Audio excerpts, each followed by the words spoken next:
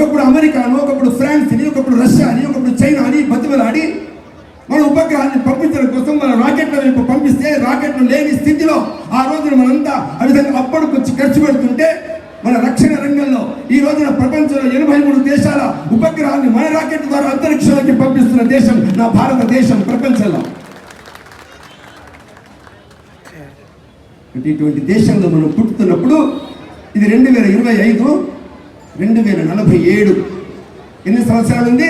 ఇంకొక 10-15 సంవత్సరాలు దేశంలో కీలకమైన మార్పు రాబోతుంది.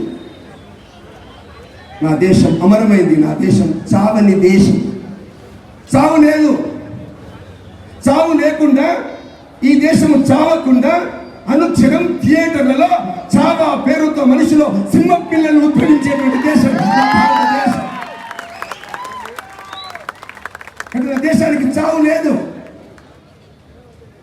మీకు తెలుసు, ఈ దేశంలో ఉండేటువంటి ప్రతి వ్యక్తి, ప్రతి భారతీయుడు నా కోసం పుట్టలే, వ్యక్తిగత స్వార్థం కోసం పుట్టలే. భా అంటే కాంతి, భా అంటే సస్యశ్యామలం, భా అంటే సంపద, భా అంటే ఆస్తులు, భా అంటే జ్ఞానం.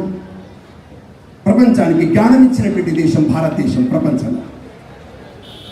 మనలాగే ఉన్నతమైనటువంటి సుపీరియర్ టెక్నాలజీ కలిగినటువంటి అమెరికా